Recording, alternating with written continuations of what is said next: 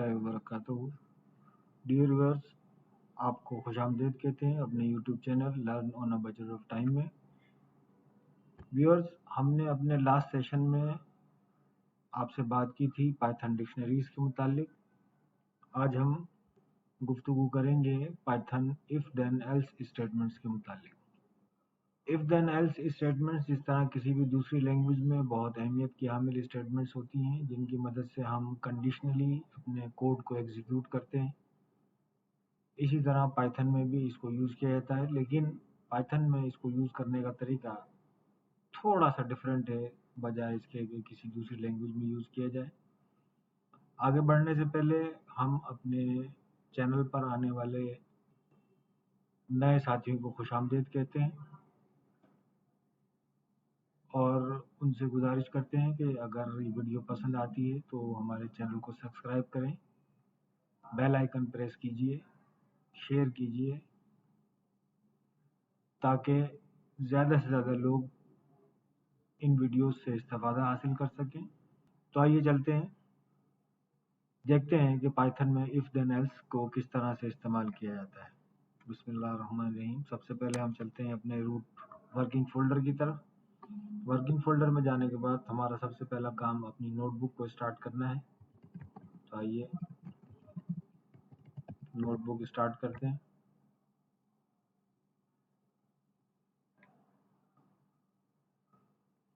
एक नई नोटबुक खोलते हैं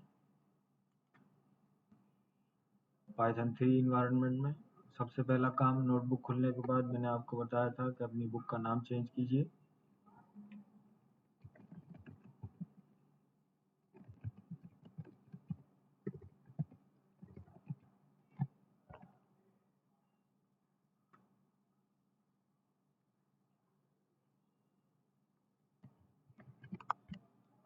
आइए शुरू करते हैं। वो तमाम देखने वाले जो किसी दूसरी लैंग्वेज में काम कर चुके हैं, उनके लिए इफ़ देन एल्स स्टेटमेंट का पाइथन में यूजेज समझना कोई मुश्किल बात नहीं है। लेकिन जो नए आने वाले हैं, मैं उनके लिए थोड़ा सा इस स्टेटमेंट का इंट्रोडक्शन दे दूँ।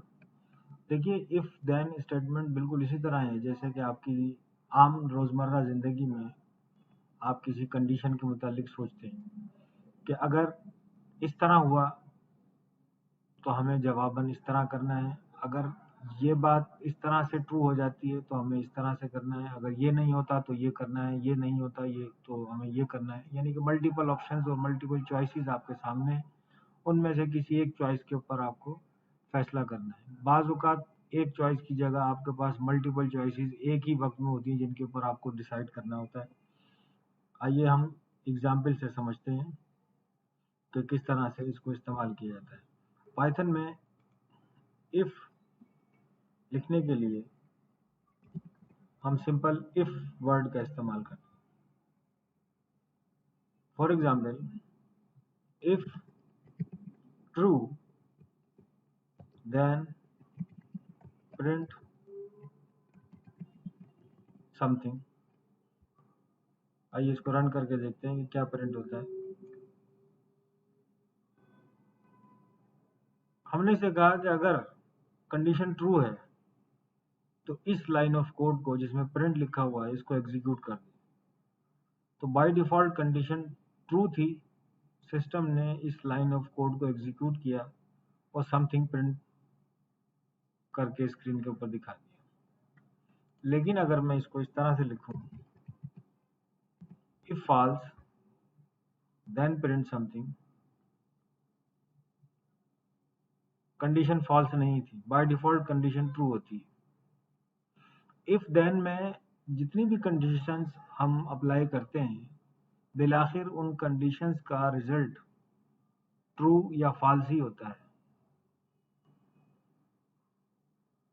फॉर एग्जाम्पल, मैं अगर ये कहूँ कि अगर ये बुक मुझे बुक शॉप से मिल जाती है तो मैं परचेज कर लूँगा, अदरवाइज अगर ये बुक नहीं मिलती तो फिर मुझे ये दूसरी बुक तलाश करनी है। इन दोनों में से कोई एक मिल जाए तो मुझे परचेज करनी है, या ये दोनों ही मिलेंगी तो मैं परचेज करूँगा, अगर नहीं मिले तो मैं परचेज नहीं करूँगा, मैं ऐसे ही आ जाऊँगा। ये कंडीशंस हैं जिनके ऊपर हम इफ देन एल्स में काम कर रहे होते हैं। ये मिसाल के तौर पर मैंने आपको बताया। फॉर एग्जाम्पल, अच्छा एक बात नोट कीजिए कि जिस तरह हमने अभी ट्रू लिखा था और सेकंड टाइम हमने फॉल्स लिखा है, तो इफ देन में कंडीशंस को इस तरह से अप्लाई नहीं किया जाता, हार्ड कोडेड ट्रू या फॉल्स नहीं लिखा जाता, इसकी जगह यहाँ पर कंडीशंस लिखी जाती हैं। फॉर एग्जाम्पल, हम ट्रू वाली कंडीशन यहाँ लिख लेते हैं।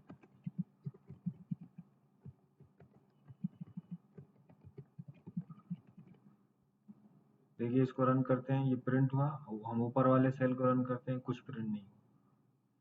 अब एक वेरिएबल डिफाइन करते हैं, book. Book equal to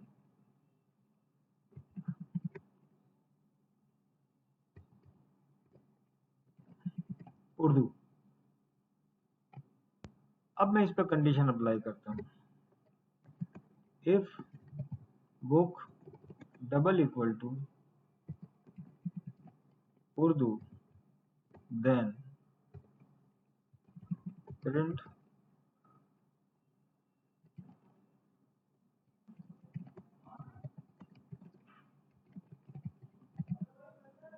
print Urdu book is available. इसको रन करके चेक करते हैं क्या रिजल्ट आपके सामने प्रिंट हो रहा है। Urdu book is available. पहले हमने एक वेरिएबल लिया, उस वेरिएबल में इस असाइनमेंट ऑपरेटर को यूज करते हुए जो single quote single equal to का साइन हमने इस्तेमाल किया है, इसको इस वक्त हम as a assignment operator use कर रहे हैं। ये सिंगल इक्वल टू इस बुक नाम के वेरिएबल में इस उर्दू नाम को स्टोर कर रहा है। अब जब भी मैं बुक नाम के वेरिएबल को अपने सिस्टम में कहीं भी यूज करूंगा, तो इसका मतलब है कि मैं उर्दू यूज कर रहा हूँ। ये बुक नाम के वेरिएबल में उर्दू वैल्यू स्टोर हो चुकी है। उसके बाद हमने एक कंडीशन अप्लाई की, if book double equal to हम जब कंपैरिजन कर रहे होते हैं उस वक्त इस्तेमाल किया जाता है। Double equal to means it is being used as comparison operator. हमने कहा if book equal to Urdu, अगर बुक नाम के वेरिएबल में उर्दू स्टोर है, तो ये जो कॉलन लगा हुआ है, ये कॉलन देन के तौर पर इस्तेमाल किया जाता है। देन जब मेरी कंडीशन एंड हो जाए और उस कंडीशन पर मुझे कोई एग्जीक्यूशन परफॉर्म करनी हो, तो मैं यहाँ कॉलन यूज करता हूँ। देन जब मैंने इसको एंटर किया, तो सेकंड लाइन पर मैंने जो भी कंडीशन, जो भी एग्जीक्यूशन परफॉर्म करनी थी, वो यहाँ पर लिखी है। अगर बुक में उर्दू हो तो ये लाइन ऑफ कोड प्रिंट किया जाए। सिस्टम ने इसको प्रिंट कर दिया। अब एक बात और नोट करने की है, वो ये है, देखिए मैं दोबारा एक वेरिएबल का आगाज कर रहा हूँ, बुक इक्वल टू इंग्लिश। जब मैं एंटर प्रेस करता हूँ तो मेरा कर्सर नेक्स्ट लाइन के 0 कॉलम में मूव कर जाता है, यानी इसको हम कहते हैं कि ये बेस लाइन पर चला जाता है। बेस कॉलम में कर्सर मूव कर जाता है। लेकिन अगर अब मैं यहाँ पर इफ कंडीशन अप्लाई करूँ, if book double equal to English, then जैसे ही मैंने कॉलन अप्लाई किया, कॉलन अप्लाई करने के बाद जब मैं एंटर करूंगा, तो एक बात ये देखिए कि मेरा कर्सर बजाय इसके कि बेस लाइन पर मूव करता, बेस लाइन से कुछ आगे इंडेंट अप्लाई करके आगे बढ़ गया है। ये स्पेस सिस्टम ने खाली छोड़ा और सिस्टम आगे बढ़ गया है, मेरा कर्सर आगे बढ़ गया है। इसका मतलब ये है कि अब जो भी लाइन ऑफ कोड लिखा जाएगा वो अंडर दिस कंडीशन एग्जीक्यूट होगा। इस कंडीशन के मुताबिक एग्जीक्यूट होगा। अगर ये कंडीशन ट्रू होती है तो वो एग्जीक्यूट होगा, अगर ये कंडीशन ट्रू नहीं होती तो वो कोड एग्जीक्यूट नहीं होगा। अगर मैं अपने कोड को बेसलाइन से शुरू कर दूं, print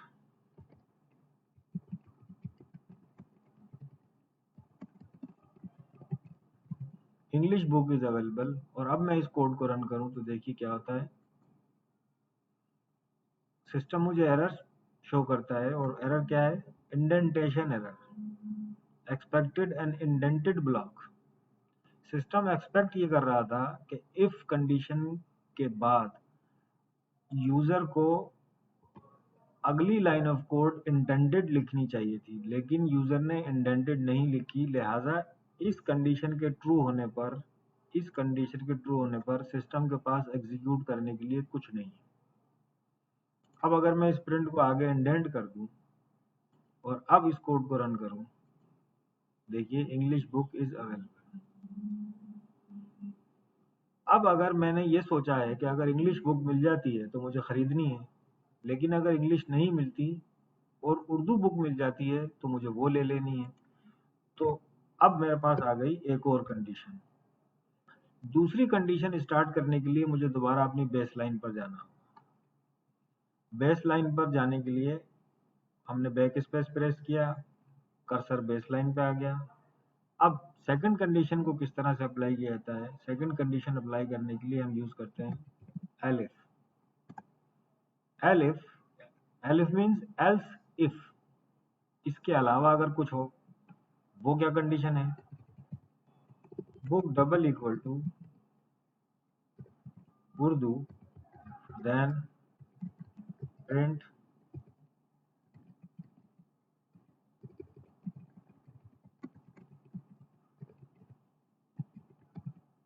Urdu book is available.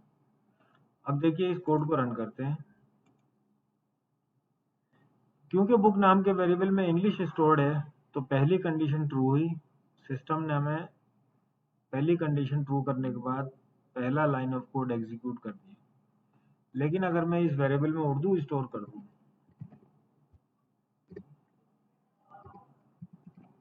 और अब इसको एग्जीक्यूट करूं, तो क्या रिजल्ट प्रिंट होता है? Urdu book is available. ये कंडीशन फॉल्स हो गई, इस कंडीशन ने फॉल्स रिजल्ट दिया, और ये कंडीशन ट्रू हो गई। जब ये कंडीशन ट्रू हो गई तो ये लाइन सिस्टम ने एग्जीक्यूट की। लेकिन अगर मैं ये सोचूं कि अगर उर्दू बुक भी ना मिले, इंग्लिश बुक भी ना मिले, और उसके अलावा कोई और बुक मिल जाए, तो मैं सिस्टम से क्या रिटर्न करना चाहता हूं? अब मैं अप्लाई करूंगा एल्स। अगर इंग्लिश या उर्दू के अलावा कोई भी बुक मुझे मिले तो मैं क्या प्रिंट करूं?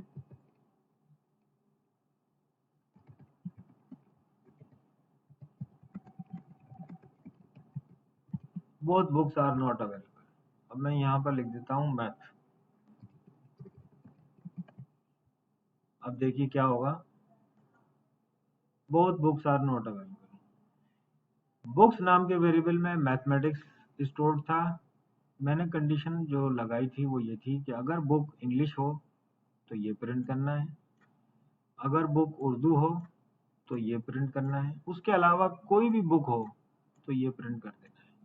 ये कंडीशन भी फॉल्स हुई, ये कंडीशन भी फॉल्स हुई, लेकिन इन दोनों के फॉल्स होने के बाद मैंने सिस्टम से ये कहा कि इसके अलावा कुछ भी हो तो मुझे ये लाइन ऑफ कोड प्रिंट कर देना as a reply.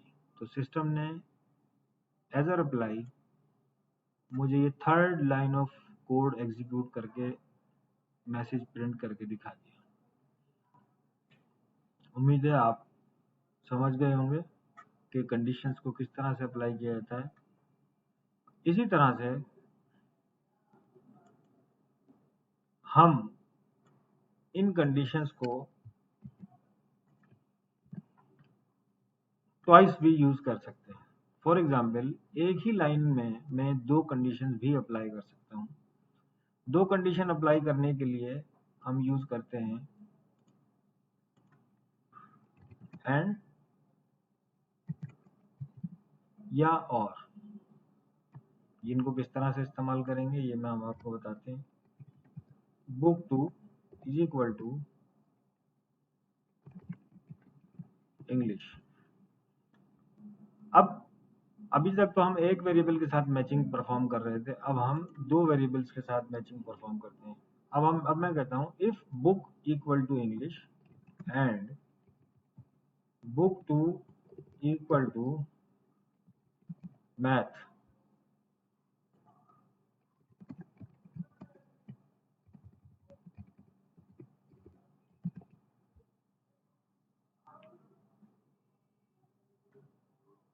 Then system क्या प्रिंट करे, English and math books are available, right. अब देखिए चेक करते हैं।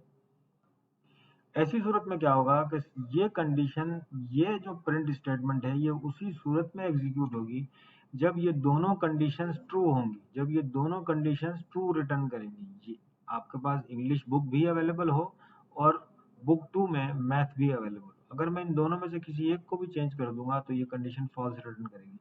एंड लगाने का मकसद ये है कि जितनी भी कंडीशंस लगाई जाती हैं एंड के बाद, फॉर एग्जाम्पल इस वक्त मैंने दो कंडीशन यूज की हैं, मैं तीसरी भी यूज कर सकता हूँ, मैं चौथी भी यूज कर सकता हूँ, पांचवी, छठी, सातवीं, आठवीं, एंडलेस। जितनी कंडीशंस भी आपने एंड के साथ यूज की हैं वो तमाम की तमाम ट्रू होनी लाजमी है। फॉर एग्जाम्पल इसको अगर हम रन करें, देखिए both books are not available, क्यों हो गया, मैथ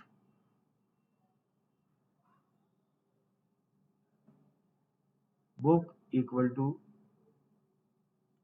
राइट।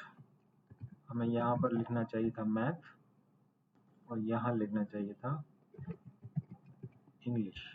अब एग्जीक्यूट करके चेक करते हैं,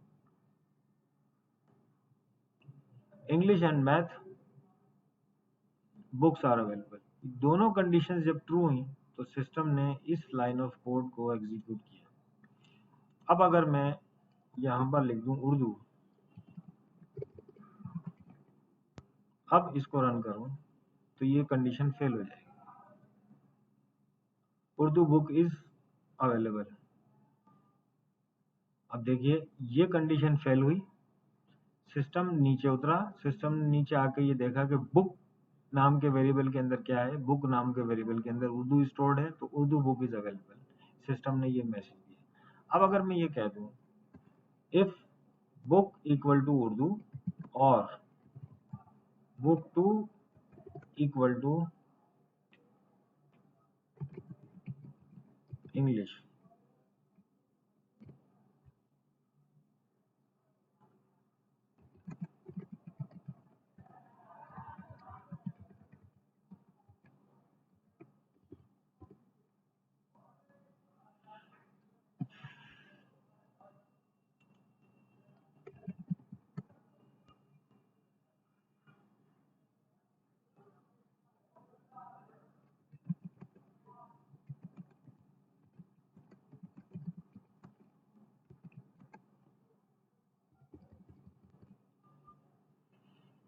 अब देखिए हमने ये इस दूसरी कंडीशन में और का इस्तेमाल किया है, और इसका इस्तेमाल करने का मतलब ये है जब हम एंड इस्तेमाल करते हैं तो ये कंडीशन और आफ्टर एंड ये कंडीशन दोनों ट्रू होनी चाहिए जब सिस्टम इस लाइन ऑफ कोड को एग्जीक्यूट करेगा।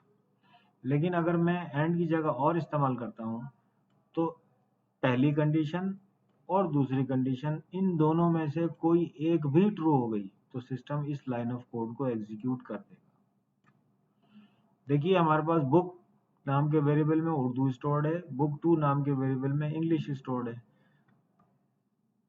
और हमने कंडीशन क्या लिखी है, कंडीशन लिखी है कि बुक इक्वल टू उर्दू हो या बुक 2 इक्वल टू इंग्लिश हो, तो ये लाइन ऑफ कोड एग्जीक्यूट कर दिया जाए। मौजूदा सूरत में हमारे पास ये दोनों कंडीशंस ट्रू हो रही हैं। अब पहले इसको रन करते हैं, from Urdu and English both और one of them are available. अब अगर मैं इस उर्दू को मैथ से चेंज कर दूं और अब इसको रन करूं तब भी ये कंडीशन ट्रू हो जाएगी क्योंकि इन दोनों में से एक अभी भी ट्रू है।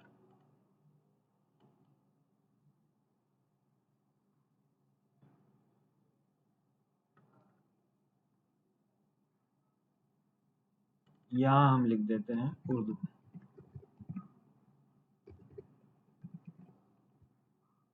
अब चूंकि ऊपर वाली कंडीशन ट्रू हो गई थी तो इस वजह से उसने ऊपर वाली लाइन प्रिंट कर दी। अब हम नीचे वाली कंडीशंस को ट्रू करते हैं। देखिए, from Urdu and English both और one of them are available. जबकि एक वेरिएबल में मैथ स्टोर्ड है, ऊपर वाली कंडीशन उर्दू एंड इंग्लिश दोनों की सूरत में इसको ट्रू होना था, ये फॉल्स हो गई। नीचे वाली कंडीशन जहां हमने और अप्लाई किया है, यहां पर इन दोनों में से एक ट्रू हो गया। कौन सा ट्रू हुआ? ये कंडीशन ट्रू हो गई। जब ये कंडीशन ट्रू हो गई तो ये पूरी कंडीशन ने ट्रू रिटर्न कर दिया, और ट्रू रिटर्न करने की सूरत में हमारे पास ये जो लाइन ऑफ कोड है ये एग्जीक्यूट हुई और सिस्टम ने इसको प्रिंट कर दिया।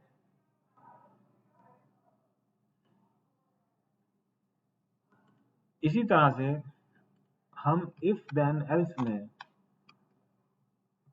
डबल इक्वल टू की मदद से इक्वालिटी चेक कर सकते हैं, ग्रेटर देन की मदद से ग्रेटर देन चेक किया जा सकता है, लेस देन की मदद से लेस देन चेक किया जा सकता है, ग्रेटर देन इक्वल टू की मदद से ग्रेटर देन और इक्वल टू चेक किया जा सकता है, mark of exclamation and equal to की मदद से नॉट इक्वल टू चेक किया जा सकता है। इसी तरह एक ऑपरेटर और इस्तेमाल होता है जिसको हम कहते हैं इज और इक्वल टू तकरीबन एक तरह का काम करते हैं, लेकिन इन दोनों में बहुत फर्क है। फर्क यह है कि equal to,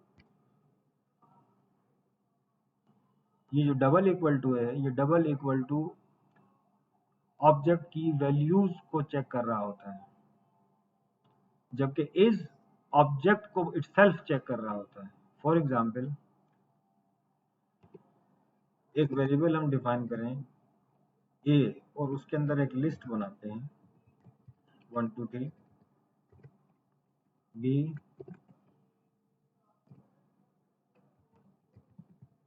one two three. देखने में ये दोनों लिस्ट बिल्कुल एक जैसी हैं। अगर मैं ये प्रिंट करूं, print A equal to B, क्या ए बी के बराबर है? सिस्टम क्या मैसेज देता है? ट्रू, क्योंकि double equal to sign comparison check कर रहा है। उसने देखा कि इस ए नाम की लिस्ट में कितने एलिमेंट हैं और क्या हैं, बी नाम की लिस्ट में कितने एलिमेंट हैं और क्या हैं। जब ये दोनों एलिमेंट मैच हुए, दोनों की वैल्यूज मैच हुई, दोनों की पोजीशंस मैच हुई, तो सिस्टम ने हमें जवाब दिया ट्रू, बोथ आर मैच्ड। लेकिन अगर मैं इस इक्वल टू की जगह इज इस्तेमाल करूं, print A is B, system मुझे मैसेज देता है फॉल्स।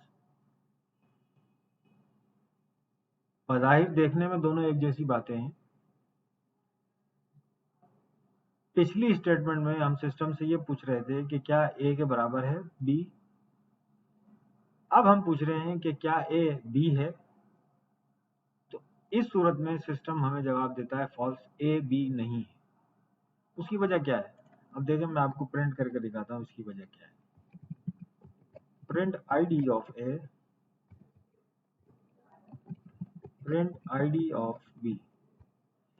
ये जो लिस्ट ए नाम के वेरिएबल के अंदर स्टोर हुई है और किसी मेमोरी लोकेशन पर जाकर इसने अपने आप को स्टोर किया है, तो उस मेमोरी लोकेशन का एक आईडी नंबर होगा।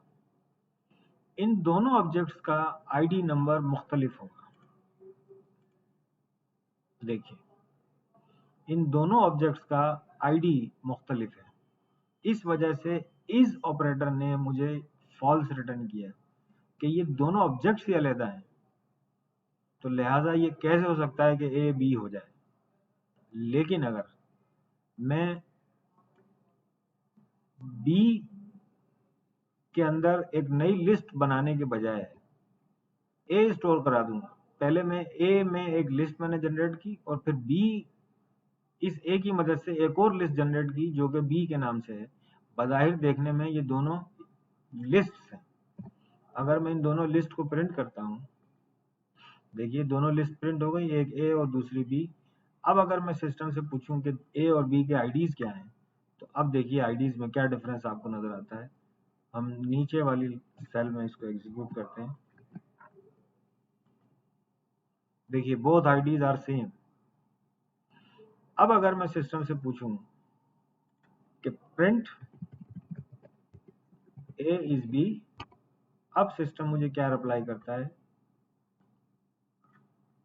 True, both are same. Is depend करता है ऑब्जेक्ट्स के ऊपर, जबकि डबल इक्वल टू उस ऑब्जेक्ट की वैल्यूज पर डिपेंड कर रहा होता है। अब मैं आपको बताता हूं कि वो कौन सी कंडीशंस हैं जो हमेशा फॉल्स रिटर्न करती हैं। This condition will always return false, this always return false, and third one will also return false always.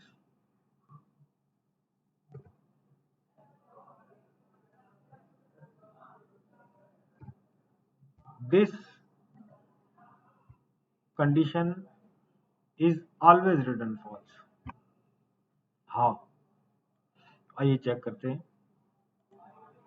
मैंने आपको बताया था कि हम टपल डिफाइन करने के लिए, टपल इनिशियलाइज करने के लिए ब्लैंक पैरेंथेसिस का इस्तेमाल करते हैं। फर्ज कर लें मैंने एक टपल इनिशियलाइज किया ए के नाम से, एक लिस्ट इनिशियलाइज की बी के नाम से, एक डिक्शनरी इनिशियलाइज की सी के नाम से, और एक टेक्स्ट वेरिएबल असाइन किया, इनिशियलाइज किया डी के नाम से। अब अगर मुझे चेक ये करना हो, जिस तरह से हमने डिक्शनरी, टपल्स और लिस्ट के मौजू पर जो अपने सेशन में बात की थी कि हम इनसे ज़्यादातर डेटाबेस में रहते हुए काम कर रहे होते हैं, और लिस्ट जनरेट करना, डेटा के रिकॉर्ड्स को रिट्रीव करना, डेटा को स्टोर करना, डेटा को एक जगह से दूसरी जगह मूव करना एक्सक्यूज मी, उस वक्त हम लिस्ट, टपल, सेट्स और डिक्शनरीज का यूज कर रहे होते हैं। ऐसी सूरत में अगर मुझे वाइल एग्जीक्यूशन ये चेक करना हो कि मेरी एग्जीक्यूशन में कोई डेटा एग्जिस्ट करता है या नहीं, अगर डेटा एग्जिस्ट करता है तो मैं कुछ ऑपरेशन परफॉर्म करूंगा, अगर डेटा एग्जिस्ट नहीं करता तो एन मुमकिन है मुझे इंसर्शंस परफॉर्म करने हो, अगर डेटा एग्जिस्ट करता है तो एन मुमकिन है मुझे कुछ अपडेट्स परफॉर्म करने हो, अगर डेटा एग्जिस्ट करता है तो एन मुमकिन है मुझे सिस्टम से कुछ ना करवाना हो। तो ऐसी चीज़ों को कंडीशनली चेक करने के लिए हम क्या करते हैं, हमने इन तमाम तीनों वेरिएबल्स को, चारों वेरिएबल्स को डिफाइन किया। डिफाइन करने के बाद फॉर एग्जांपल हम चेक करते हैं if A then,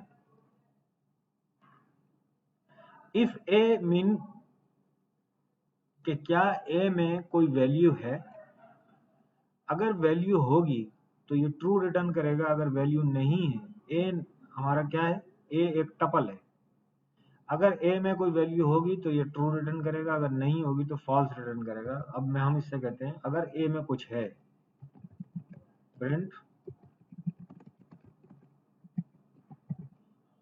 there is a tuple. हम इस सेल को एग्जीक्यूट करते हैं। एग्जीक्यूट करने के बाद हम ये कहते हैं इफ ए, अगर ए में कोई वैल्यू है, ए इस वक्त हमारे पास क्या चीज है, अगर हम टाइप चेक करें, print type of A is a tuple object, tuple class object. अब मैं इस सेल को अगर रन करूं, देखिए कुछ प्रिंट नहीं हुआ। क्यों? क्योंकि ये कंडीशन उस वक्त ट्रू रिटर्न करेगी जब मेरे पास टपल में कोई वैल्यूज मौजूद हों। अब मैं यहां पर एल्स इस्तेमाल अगर करूं,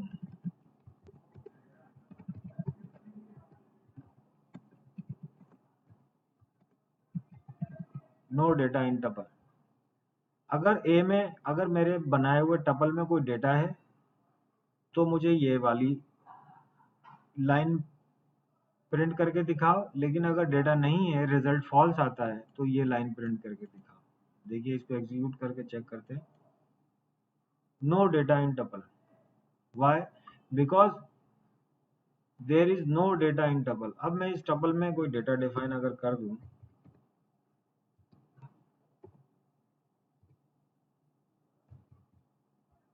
राइट, अब इस सेल को एग्जीक्यूट करते हैं। अब इस इफ कंडीशन को एग्जीक्यूट करते हैं। देयर इज अ टपल,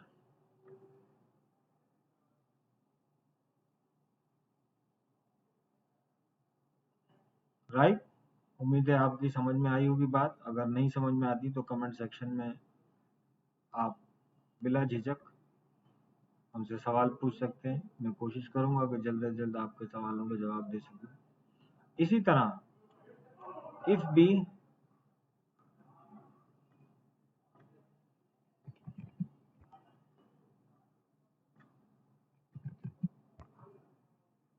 देखिए इसको रन करते हैं। आपके ख्याल से क्या जवाब आना चाहिए?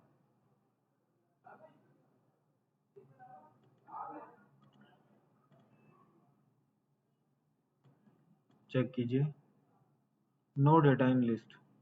इसी तरह अगर मैं सी को प्रिंट करूंगा तो ये कहेगा नो डेटा इन डिक्शनरी। इसी तरह अगर मैं डी को प्रिंट करूंगा तो ये कहेगा नो डेटा इन वेरिएबल, राइट। इसी तरह से हम इसका इन्वर्स चेक करने के लिए नॉट का इस्तेमाल करते हैं। If not be. अब देखिएगा क्या होता है।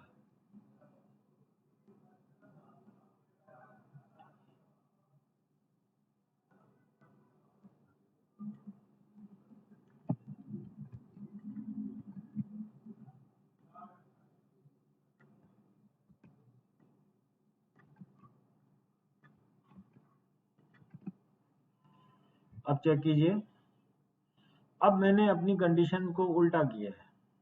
अब मैं कहता हूं इफ नॉट बी, अगर बी ना हो, यानी अगर बी फॉल्स रिटर्न कर दे, तो ऐसी सूरत में क्या कहना है? No data in list,